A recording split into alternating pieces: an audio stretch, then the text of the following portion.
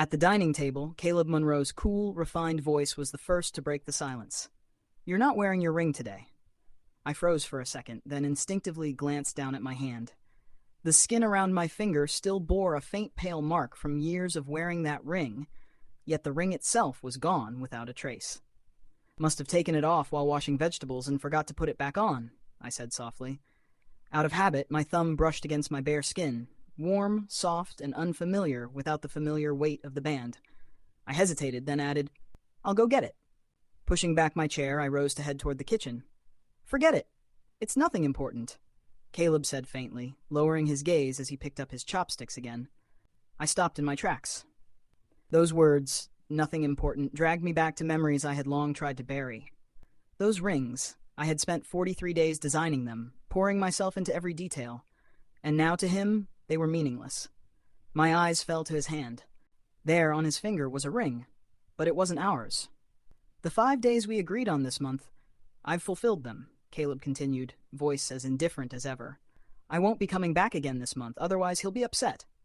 I turned my head away, refusing to look at him, refusing to hear what that sentence truly meant. "I'll just go find my ring," I murmured. He didn't answer.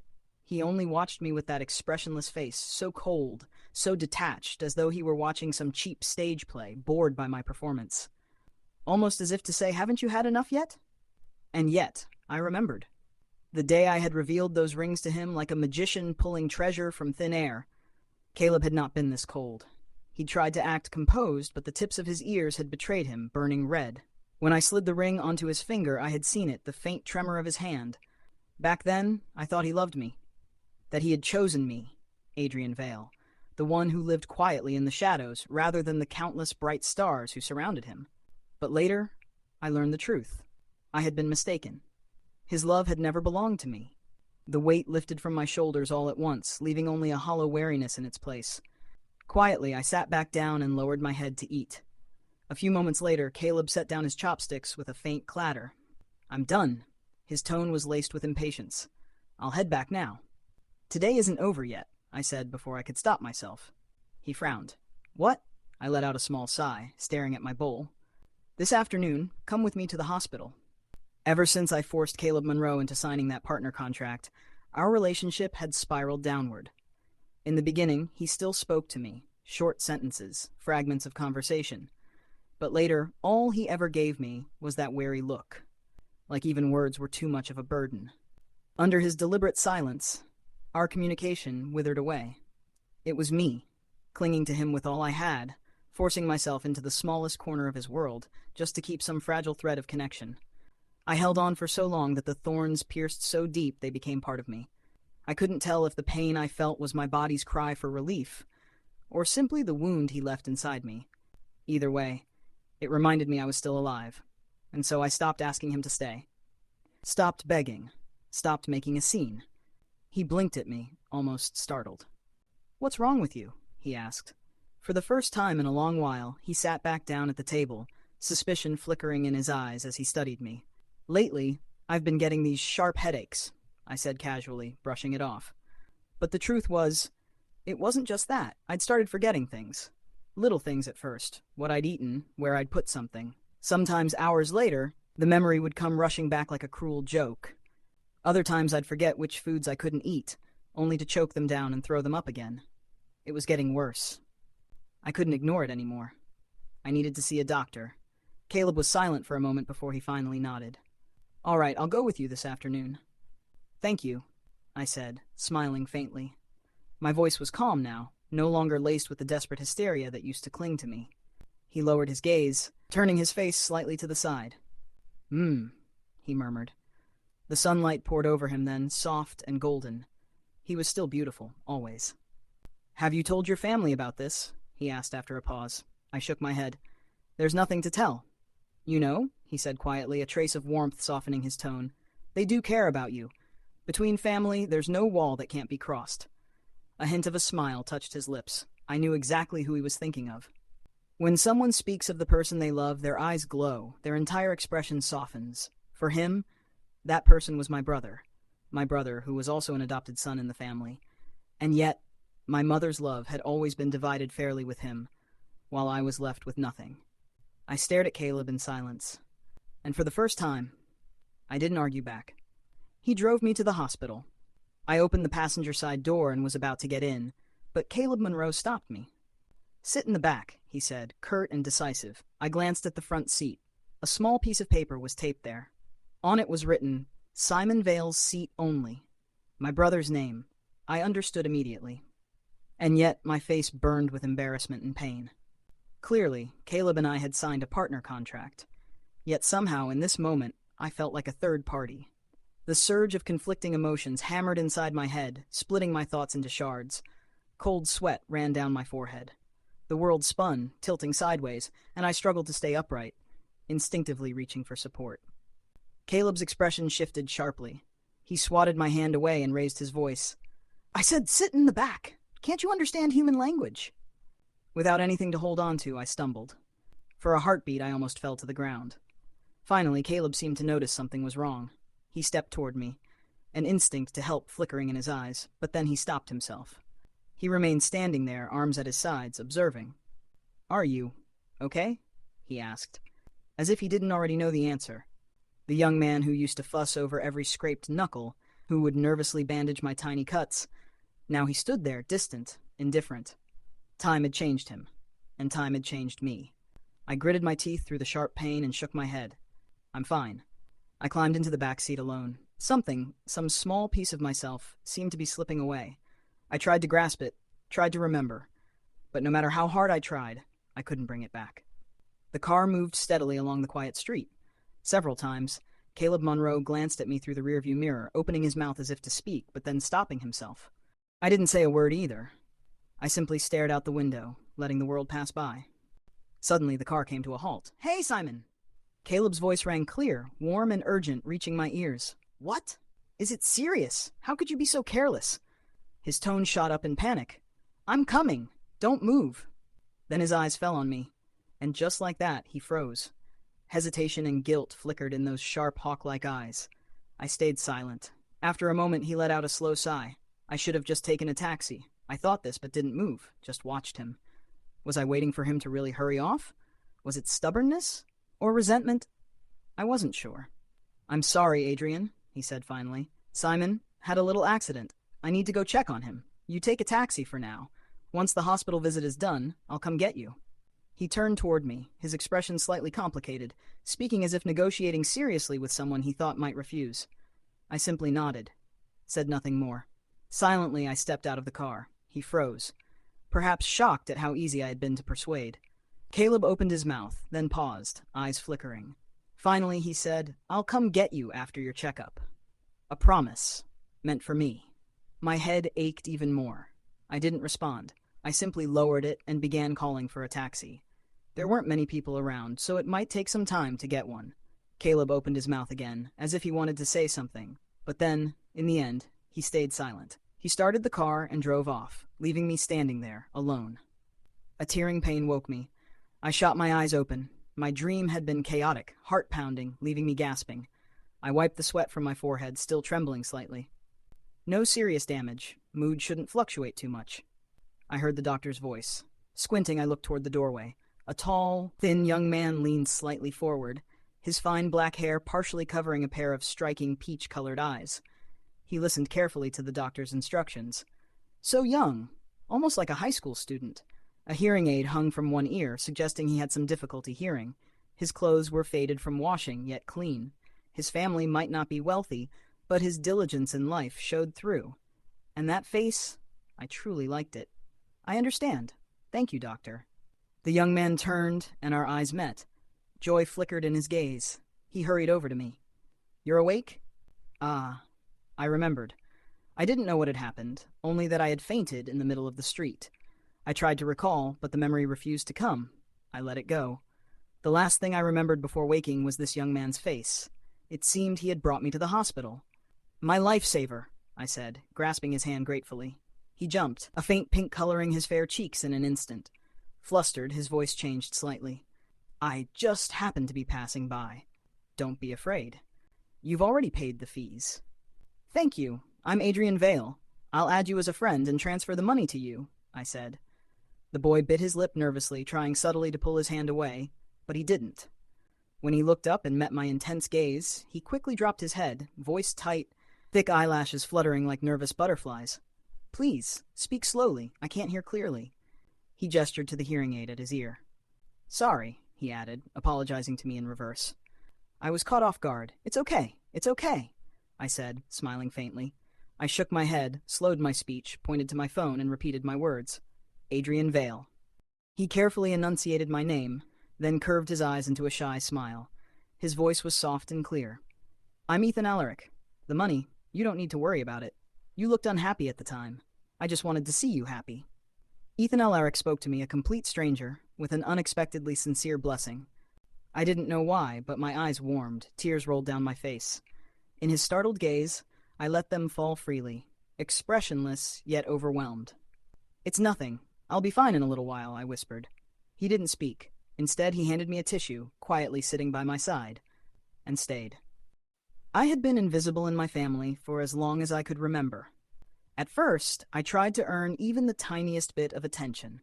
I studied hard. I brought my test papers to my mother, one that was only 5 points shy of a perfect score. The teacher asked for a parent's signature. My mother glanced at it, cold and indifferent, and said, "Your brother and sister always get full marks. Signing this would be embarrassing. Adrien, have Mrs. Wang sign it for you." I even tried running away from home, but I only managed to sit at the gate of another villa. They could have found me easily if they'd looked, but they didn't. A whole day passed like that. At night I returned home, disheveled and weary. They were all there, happily eating dinner together. Not a single person looked up at me. It wasn't hatred that cut the deepest. It was indifference. Even more hopeless was that I still didn't understand. Why did they dislike me so much? Was it my unremarkable appearance, or my intelligence so clearly inferior to my brother and sister? I had believed that if I tried hard enough, one day I could earn my parents' recognition, their love, until Simon Vale came into my life. He was adopted by my parents. They even gave him a new name. My brother and sister welcomed him eagerly, poring over dictionaries with our parents, picking beautiful names, consulting masters to calculate the perfect one. Finally, they chose Simon Vale. And my name? Adrien Vale. I had assumed my naming would be the same process. Until that day when they named Simon, my mother used my own name as an example of what not to do. She said she had never liked me, even before I was born. If her body had allowed it, I would have been aborted. I had caused her to nearly brush with death, and yet naming me took only a minute. Adrien Vale. Just Adrien. I ran back to my small, cramped room, head down, wiping away my tears. No one cared if I was happy, until Ethan Alaric told me something. He said, "I want you to be happy." A simple blessing, a gift I had been denied for 26 years of my life. The hospital said it was a psychosomatic reaction, my body responding to the trauma I had suffered. The shock had been so severe that my body had triggered its own defense mechanism. No one could say if my memory would return or when it might. I propped my cheek in my hand, half bored, half curious, listening to the medical staff chatter. I felt all right. Most of my memories seemed intact. Only a few fragments were missing. It was obvious the gaps wouldn't affect my speech or daily life. I glanced at Ethan Alaric. He sat there, completely focused, jotting down every single instruction the doctor gave him into his little notebook.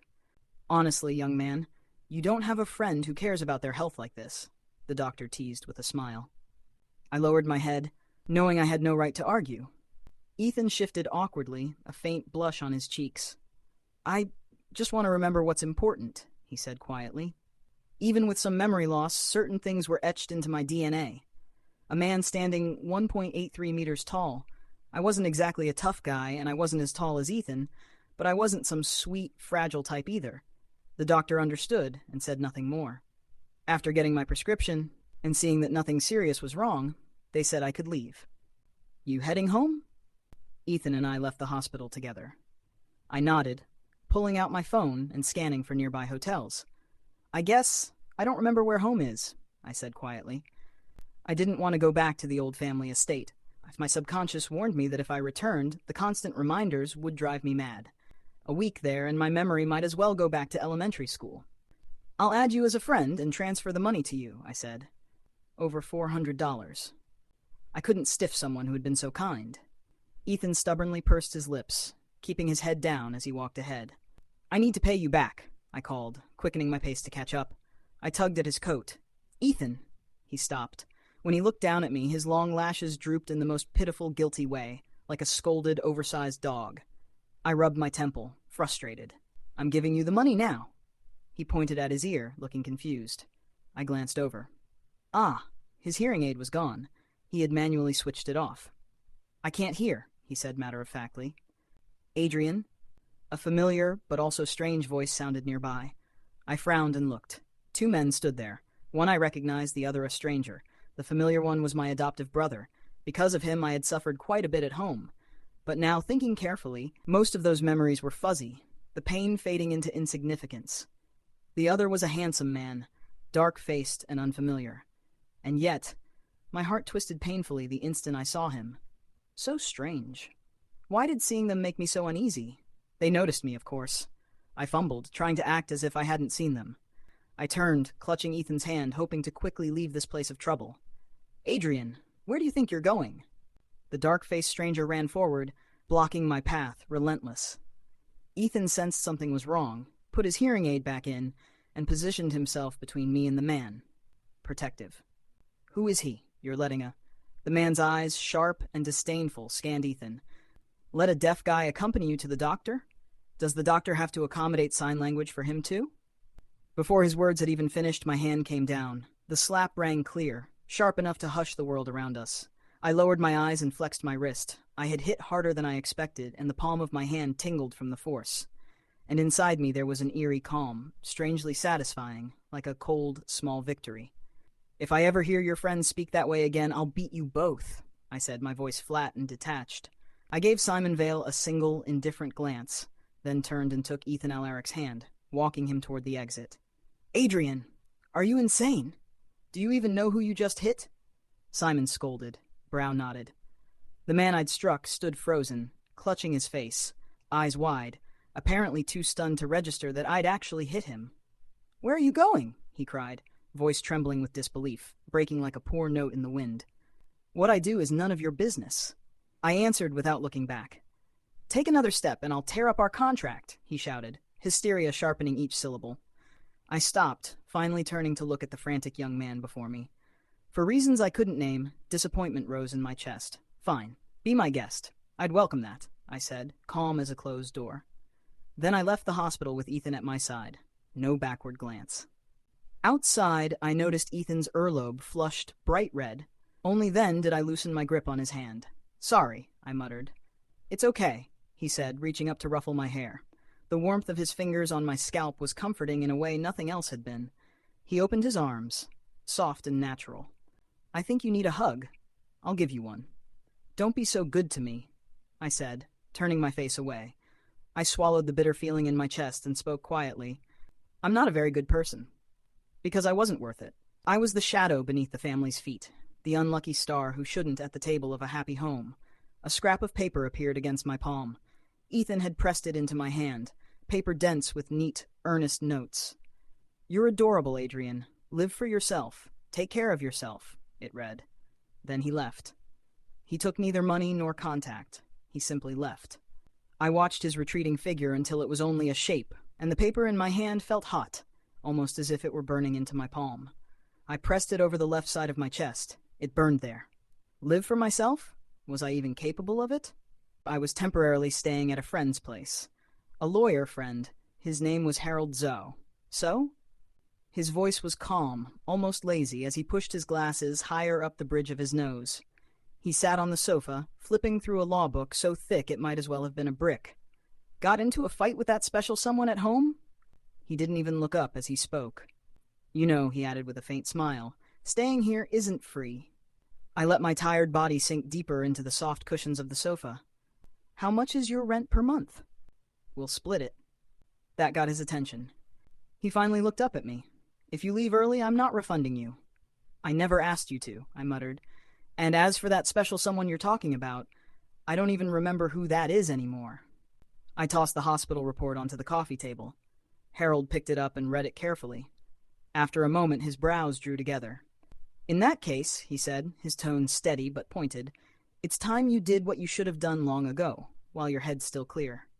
He rose, disappeared into his study, and returned with a file folder. From it, he pulled out a document and slid it across to me. Take a good look. 2 signatures were on it. Mine. And someone named Caleb Monroe. The terms made my stomach twist. It promised him resources, money, opportunities. In exchange, all I asked for was his love. Line after line. This wasn't a contract. It was a pitiful covenant. A binding of desperation. The echo of someone's foolish, bleeding heart. I caught myself pressing at my finger, half expecting the familiar bite of a ring. But there was nothing there. Only skin, warm and bare. When I reached the final page, I saw the only clause that brought me the faintest relief. I could end it at any time. All it required was a lawyer's notice, given to Caleb 1 week in advance. The Vale family might have neglected me most of the time, but what slipped through their fingers, even if scraps, was still wealth enough to buy a man's future. Enough to hand an ambitious soul like him a ticket into high society. I don't remember this man, I said finally, my voice steady. So please, Harold, cancel it. Recording finished, came the cold chime of a mechanical voice. Harold held up his phone, a small, wry smile tugging at his lips. You said it yourself? Don't blame me if your memory comes back and you regret it later. I gave a soft, helpless laugh. I may have lost some memories, but I'm not the kind of person who goes back on his word. In most things, no, he agreed, tapping the contract with his finger. Except when it comes to him. Him? I shook my head. I don't believe that. How could I? I knew what kind of man I was, ordinary, overlooked, unloved. Everything I ever did, I left myself an escape route. The moment I felt the faintest rejection, I would turn, retreating before the door shut in my face. Even this contract bore my caution. I'd given myself an exit. So how could I have ever loved anyone so recklessly, so utterly without reserve? Harold's gaze lingered on me, thoughtful, almost searching my face for the man I used to be. Unethical as it may be to say this, he murmured at last, I think losing your memories might not be such a bad thing. I met his eyes in silence. He smiled faintly, lifting his glass in a mock toast. It could be a new beginning. My son won't be home tonight. How about we share a drink? Harold Zhao came to me with news. The notice has already been delivered to Caleb Monroe, he said quietly. He wants to see you. I lowered my gaze to the book in my hands, my tone calm but distant. Let's not. All right, Harold nodded without surprise, then added almost casually, there's really nothing worth seeing anyway. He looks very calm. As he should be, I replied, voice even. From the way you've described him, it's clear he never really cared about me. Harold tilted his head, considering me for a moment. Still, there was a time, a long while ago, when things weren't so bad between you two. The way he said it, I could feel he was about to drift into a story, nostalgic, maybe even sentimental. I quickly raised a hand to stop him. That's over now, isn't it? My voice was steady, though inside I felt the faintest tremor. If we're being honest, the time we spent hurting each other far outweighed whatever happiness there might have been back then. I think it's time I let go. Besides, I don't have the slightest intention of keeping anything between us going. And yet, my chest felt strangely hollow, as though some invisible scalpel had cut something out of me, clean and precise, leaving behind an emptiness I couldn't ignore. I could sense it, faintly, like something just beyond a fogged window. But that was all, just the awareness. Nothing more. Harold gave a small chuckle. Fair enough, then let's leave it at that. He didn't push the matter further. Instead, his expression shifted as he leaned back, his voice lighter now. Oh, by the way, he said, as though remembering something, since you've just been idling around at home, I went ahead and found you some work. Caleb Monroe had a dream. It had been so long since he'd dreamed at all. In it, a waning moon hung in the sky, spilling pale light over a quiet night. He stretched out his hand toward a boy, curled up in the shadows. In that instant, time froze. The boy's fragile outline froze with it. It was a lucid dream. Caleb could see everything clearly. He was staring at his younger self. On that boy's face were fresh wounds, still seeping blood. He had come from far away, just to wait outside a glittering banquet hall, just to see the one he liked walk past, just to give him a single flower. That rose, it was the most beautiful one he could find, bought with every last coin he had. But he waited, and waited. No message ever came. No one came out to meet him. In the end, the younger Caleb sighed and turned to leave. That was when he saw another boy, not far away, crouched in the shadows as well. A boy his age. Adrien Vale. Those eyes, so clear, so bright, yet carrying a sadness that couldn't be named, like a heavy fog caught behind the gaze. Caleb didn't know why, but he was drawn to those eyes, so he slowed his steps, quietly moving closer. "It's so late. Aren't you going home?" he asked. Back then, he hadn't noticed. But now, in the dream, he realized his voice had been so soft, like he was afraid of startling a frightened creature. Adrien's eyes widened in surprise, but he said nothing. Instead, he shrank further into the shadows, his gaze fixed stubbornly on the bright villa lights in the distance. "Have you eaten?" Caleb tried again, his voice careful. "Don't be scared. I'm not a bad person." He crouched down beside him. "Are you waiting for someone to come out too?" "That's my home." Adrien's voice was quiet. At the time, Caleb had thought Adrien was just fighting with his family. So after a pause, he offered the rose. "This flower is beautiful. You look unhappy, so I want to give it to you." His eyes curved as he smiled. "Beautiful things. They always bring comfort. I hope this flower will make you happy." In the dream, it unfolded exactly as it once had. It was because of this flower Caleb knew that Adrien's heart had stirred. Because of this flower, so much turmoil had followed between Adrien and Simon Vale. But in the dream, Caleb's heart turned cold. "Don't do it," he told himself cruelly. "Don't hand him the flower. Don't let Adrien be moved." He should have torn that rose apart, thrown it away, never given it to Adrien at all. Without that moment, without that spark, he would have been with Simon long ago. Adrien Vale was stubborn, ordinary-looking, awkward, and maddeningly persistent. Caleb Monroe had told him so many times, learn from Simon Vale, mend your ties with the family, stop being so hard-headed. But Adrien never listened. He clung to his own ways, no matter how many times Caleb spoke of breaking up, of tearing apart the contract. If someone so stubborn didn't have me, Caleb thought bitterly, how could he ever survive? That thought alone made him falter, made him suddenly not want the Caleb in his dream to destroy that rose after all. Because, at the very least, there had been moments of happiness between them. Adrien was relentless. That's why Caleb had once loved him with such fiery intensity, even as he abandoned him again and again. Those clear, earnest eyes would always be waiting, watching him, until Caleb returned, taking him away. Adrien was clumsy, and yet he always found ways to express himself with the simplest, most sincere gestures. Gestures that made Caleb want to call him a fool, yet left his throat aching, his eyes stinging. Without Caleb, how would Adrien live? The thought struck him with sudden clarity. He had countless chances to end it all, tear apart the contract, crush the rose. He wasn't that poor boy anymore. He had power, wealth, choice. But why? Why hadn't he? "The flower is beautiful." The sound of his own younger voice snapped Caleb from his spiral. He looked, and saw his younger self speaking the familiar line. But before the words could finish, young Adrien suddenly stood. "You're here." His voice was bright, joyful, overflowing with excitement that cut across young Caleb's words. Adrien didn't run to him. He threw himself into another boy's arms. A sweetness laced his tone, warm, honeyed, words that should have been spoken to Caleb but weren't. "Sorry, it's hot. You like it." The boy holding Adrien was flushed, awkward, his hearing aid glinting under the moonlight. He fumbled, carefully pulling out a bundle of Odin he had been guarding in his arms. I told my mom. She likes you too, Adrien. Let's go home." Home. Caleb's heart cracked. What home? What other home could Adrien possibly have except the one he gave him? He wanted to shout, but no sound came. He wanted to stop them, but his body wouldn't move. He could only stand frozen, watching with eyes burning as Adrien and the other boy leaned into one another, their figures shrinking in the distance. Shrinking, until they became nothing but snowflakes, two fragile specks drifting, dissolving into the vast earth below. Caleb jerked awake. His head was on his desk. He had fallen asleep. And there, lying in front of him, was the notice. All night he had studied it, turning it over, examining every detail, desperate to find signs of forgery. There were none. It was real. It was Adrien's handwriting.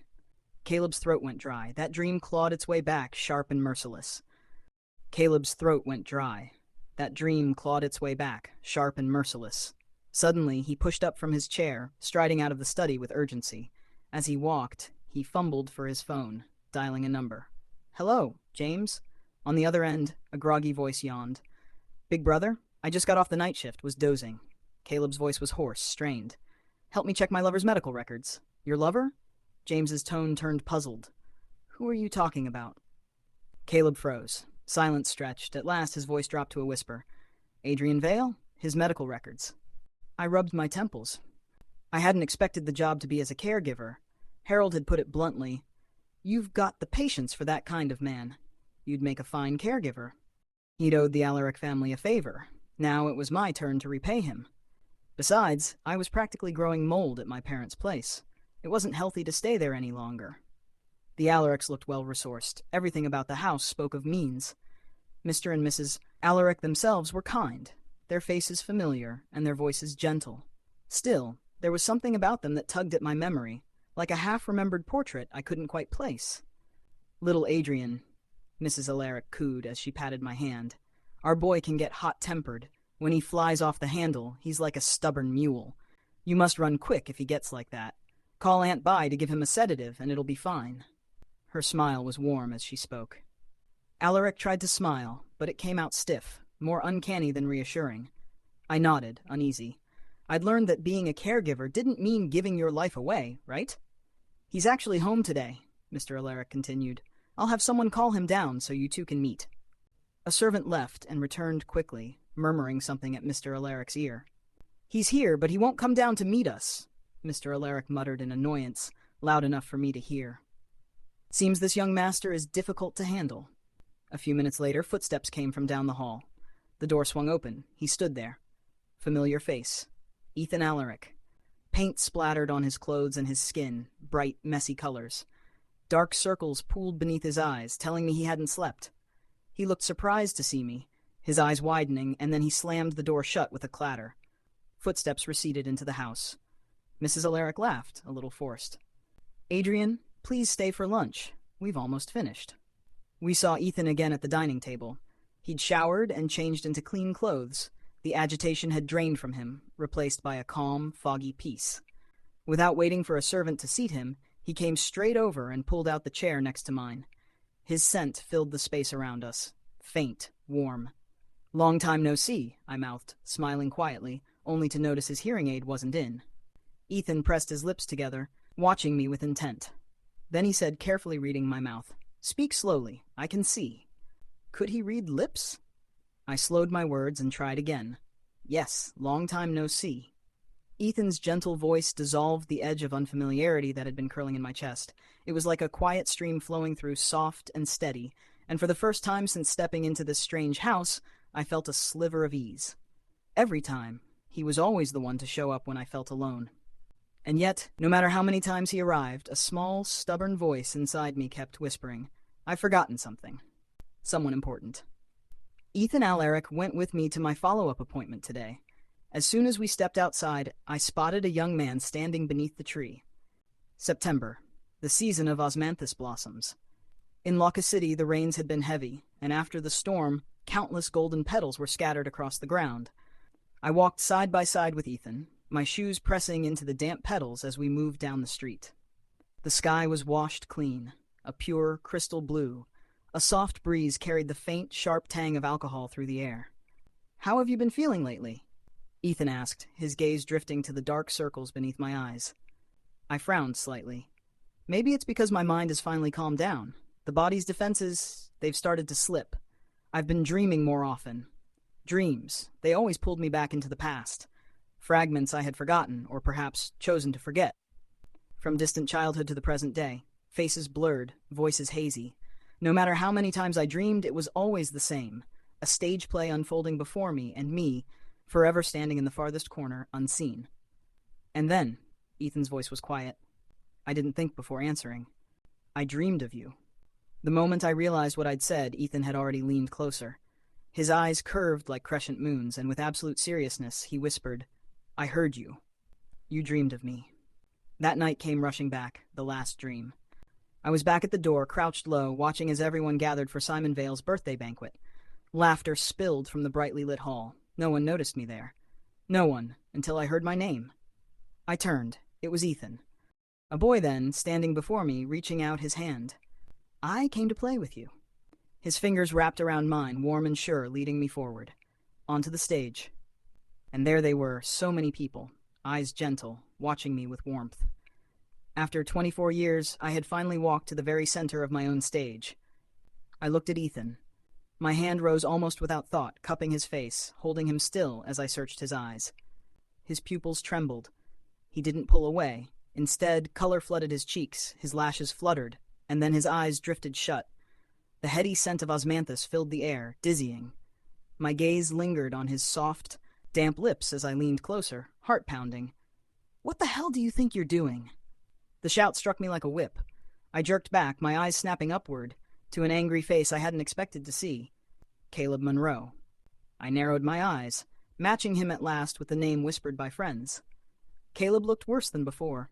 Thinner, unshaven, exhaustion carved deep into his features. His clothes hung loose, inadequate against the weather. His eyes were rimmed red, burning as they fixed on me. His hand trembled as he opened it. A ring lay in his palm. "You win, Adrien," his voice cracked. "Let's go get treatment. Let's finally be together." I lowered my gaze to the ring, and then my mind roared, exploding with a thunderous hum. I took the bouquet Caleb offered. Joy unfurled in my chest like fireworks, bright, sudden, impossible to contain. For the first time, I believed someone had finally seen me. After I met Caleb, my life began to fill in the empty spaces. My parents, my brothers, they started to notice me too. Sometimes they would mention Caleb in conversation, and I would answer without hesitation. Caleb is a good man. He's a very good friend of mine. Back then, I didn't understand the faintly amused smile on Simon Vale's face. Only later did I learn it was another of fate's small cruelties, the kind that turns you into a joke for others, a story told at someone else's table. Still, I refused to build walls. Simon weighed pros and cons and gave Caleb the occasional sweetness to keep him dangling. It was a calculated kindness, nothing more. And yet beneath it all, I realized the truth about myself. I loved Caleb. Not as a friend. Not merely as a warm presence at my side. I loved him with the kind of clumsy, stubborn certainty that had no escape clause. In the hardest year, when even Caleb faltered and walked away, I watched him drunk and hollow in our cramped rented room, and despite everything, I reached out my hand. The same way he had once reached out to me when I had crouched at the villa gate, invisible and cold. After that, our days improved, bit by bit. Caleb learned to play the part of a partner. He learned how to surprise me and how to care. When he ran a fever and mumbled my name in that fevered haze, when he clutched my sleeve and whispered, "I only have you, Adrien," I believed him in that moment. I had him, and he had me. However mismatched the truth of it all might be. He was my reckless choice. I was his measured result. If the outcome was right, that is what mattered. I tightened my hands around his, closed my eyes, and let the world fall away. When I opened my eyes, the room felt taut, like the air itself was holding its breath. A doctor with dark circles under his eyes. Caleb Monroe, his face drawn and unreadable, and Ethan Alaric, sitting beside me, silent and steady. I wanted to close my eyes again, but the doctor caught the movement with a soft, surprising "ah!"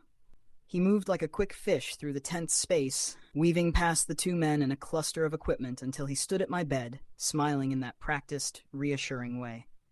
"Well, you're awake, little patient," he said, then checked the scans. "Looks like your brain's defense finally let go.